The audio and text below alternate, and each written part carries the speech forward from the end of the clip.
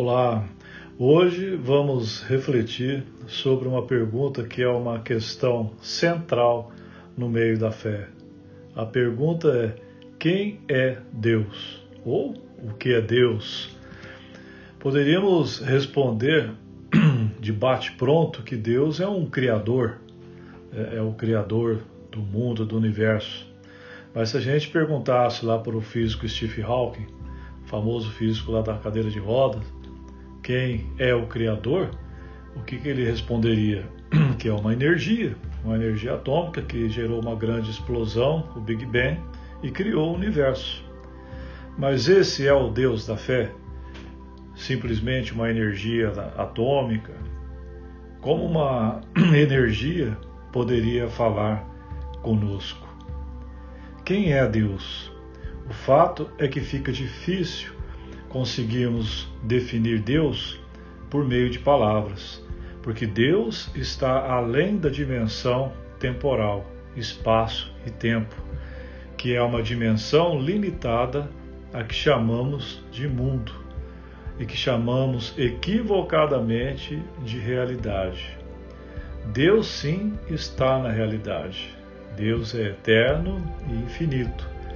Para começarmos a entender quem é Deus, é muito mais prático, então, compreendermos o que Deus não é.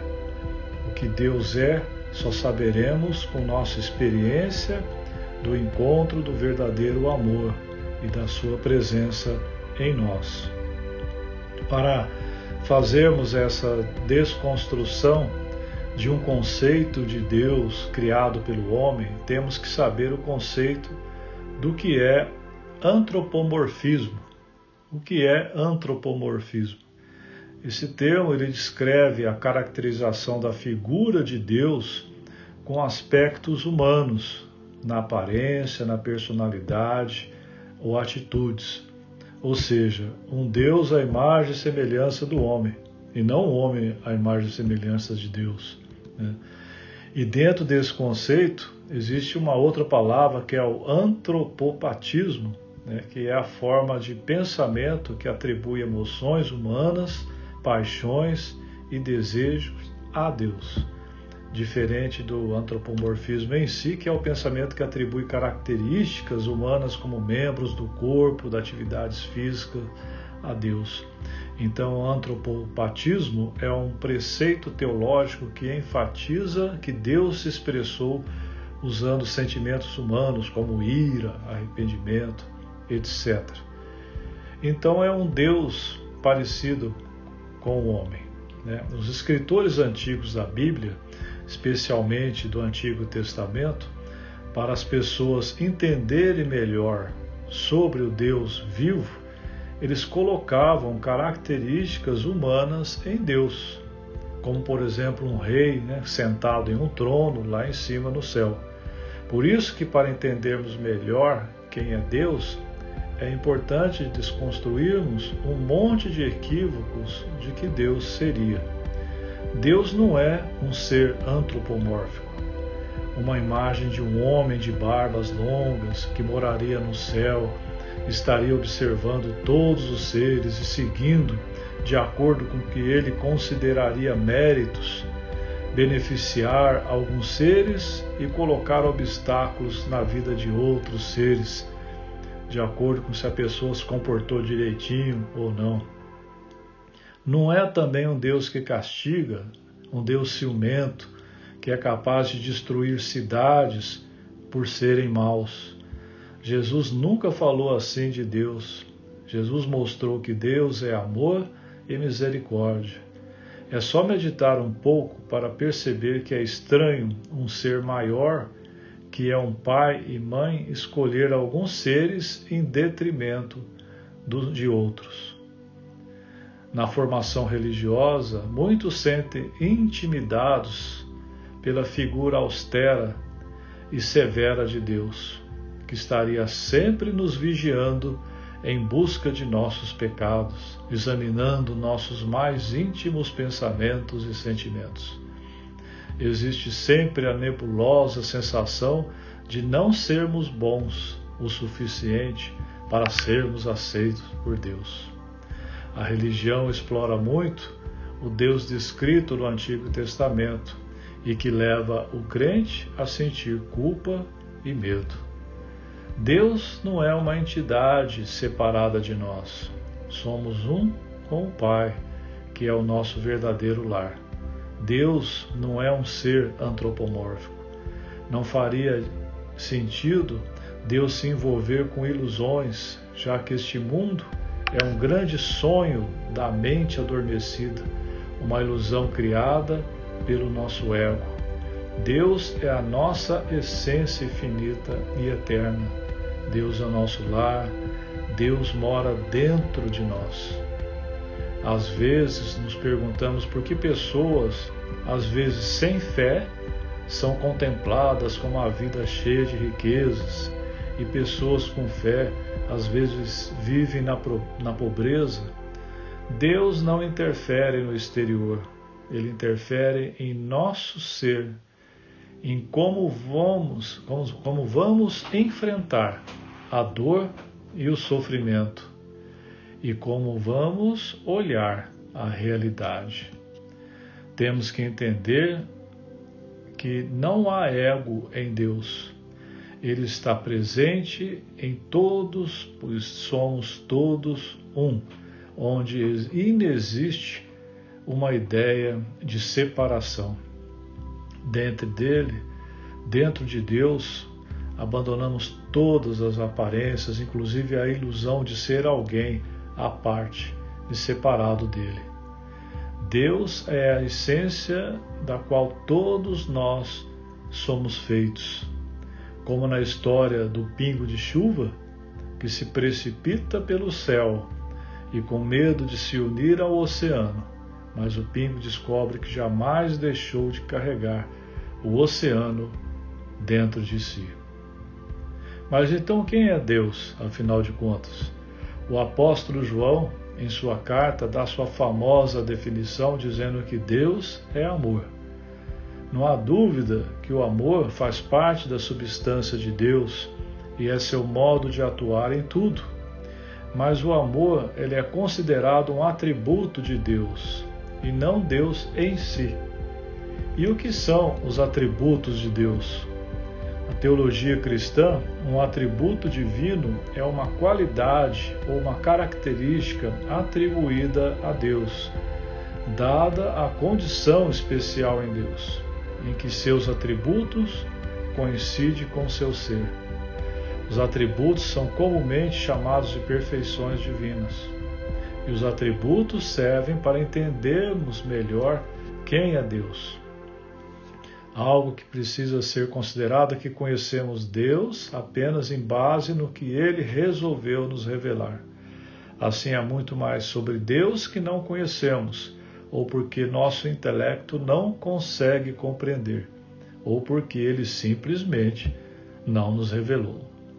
Os atributos de Deus podem ser divididos em incomunicáveis e comunicáveis. Os atributos incomunicáveis, também chamados de atributos não relacionados, são aqueles que Deus não compartilha com nenhuma criatura, ou seja, são atributos exclusivos dele, e ele não os comunicou a mais ninguém. Por exemplo, o que são esses atributos incomunicáveis? A seidade, que significa que Deus é autoexistente, ele não necessita de nada nem ninguém para conseguir existir. A eternidade de Deus, a unidade de Deus, a infinitude de Deus, a imutabilidade, ou seja, Deus não muda com nossos pedidos, Deus não se arrepende. É como o sol, não adianta a gente ficar orando para o sol ficar mais quente ou mais frio, o sol não vai mudar, quem vai mudar somos nós. Para entrar mais sol na nossa vida, nós temos que abrir a janela para o sol entrar. Então, é a atitude de receptividade. Porque fazendo essa analogia com o sol, Deus é imutável. Não adianta a gente ficar aqui convencendo Deus a mudar de ideia. Outra característica é a onipresença. Deus está presente em todos os lugares, inclusive dentro de nós. O reino de Deus está dentro de vós, falou Jesus. Então não adianta a gente sair procurando Deus em algum lugar, Deus está em todos os lugares, inclusive dentro de nós. Outra característica é a onipotência. Deus tem todo o poder. Sendo assim, não existe um poder antagônico a Deus. Por isso que o mal não tem existência em si. Porque se existir esse poder antagônico de Deus, Deus não é tão onipotente assim. Santo Agostinho faz uma analogia com a escuridão, que também não tem existência em si. Escuridão é a ausência da luz, assim como as trevas é a ausência de Deus, é a ausência de Deus que é luz. Outra característica é a onisciência. Deus sabe de todas as coisas, famosa frase, né? Inclusive do que precisamos, do que pensamos e do que está em nosso coração. E a soberania de Deus. Os outros atributos são os atributos comunicáveis, que são aqueles que Deus compartilha, pelo menos em certa medida, com o ser humano. Os atributos comunicáveis foram impressos na criação da humanidade e, basicamente por isso, o homem foi feito à imagem e semelhança de Deus. Isto é, porque Deus comunicou a ele alguns dos seus atributos e, por portar esses atributos, o homem se parece com Deus em alguns aspectos. Por exemplo, o amor, a bondade, a misericórdia, a sabedoria, a justiça, a santidade, a liberdade, a paz. Então, repetindo a pergunta, quem é Deus, afinal? Nós vamos encontrar essa resposta com quem veio para nos mostrar quem é Deus, ou seja, Jesus Cristo. No diálogo com a samaritana, no Evangelho de João, capítulo 4, 24, ele define quem é Deus.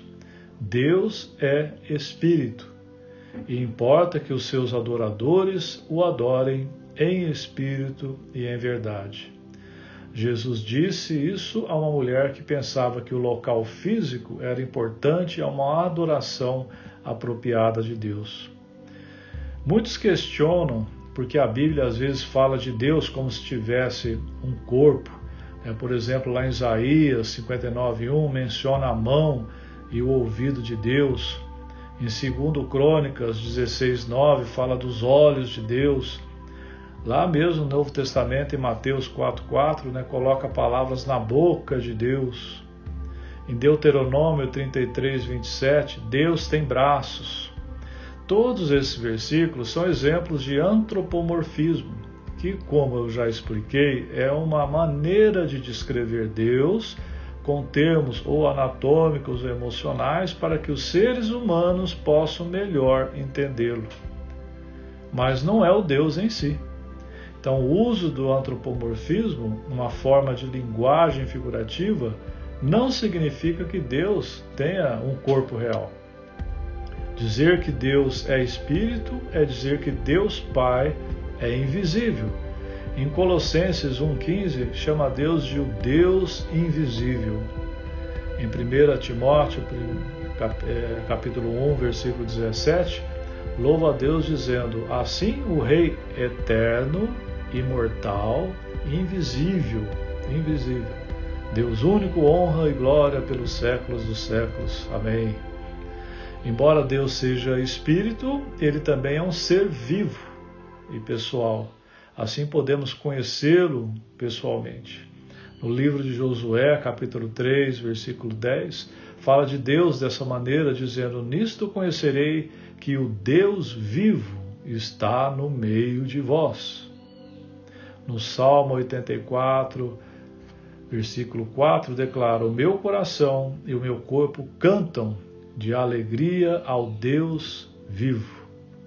Filosoficamente, Deus tem que ser um espírito, a fim de ser infinito. Além disso, se Deus fosse limitado a um corpo físico, ele não poderia ser onipresente, ou seja, estar presente em todos os lugares. O Deus Pai não está limitado às restrições dimensionais das coisas criadas, mas pode existir em todos os lugares ao mesmo tempo. Curiosamente, em João 4:24, Jesus faz a ligação entre Deus, sendo Espírito, e adorá-lo em espírito e em verdade. A ideia é que, já que Deus é Espírito, as pessoas devem adorá-lo corretamente, em verdade e em espírito, com a sua alma e com seu coração, em vez de ficar preocupado em ir a um templo, por exemplo, ou rituais e locais físicos. Deus está antes, durante e depois, é o alfa e o ômega. Está presente em todos os tempos e lugares. É a dimensão eterna e infinita que sustenta todo o ser. Quando Cristo dentro de nós despertar, vamos perceber que nunca estivemos separados de Deus. E essa conexão é feita pelo Espírito Santo. A isso chamamos de graça. As insatisfações com que o mundo nos oferece, ou com o vazio que não consegue ser preenchido, estão relacionados à sensação de estarmos separados de Deus e um dos outros. Por isso que podemos sentir isso. Mas só vamos encontrar a alegria plena quando resgatarmos a verdade da filiação, ou seja, a nossa reconexão com Deus. A volta do filho pródigo em direção ao Pai, em direção a nós mesmos, porque Deus é nossa verdadeira identidade, o Cristo dentro de nós. É essa reconexão que temos que fazer para entendermos o sentido da vida, para encontrarmos a felicidade verdadeira, a paz que excede todo entendimento. Deus é Espírito, Deus está dentro de cada um de nós. Um grande abraço no coração, que Deus abençoe a todos nós com a graça dessa reconexão.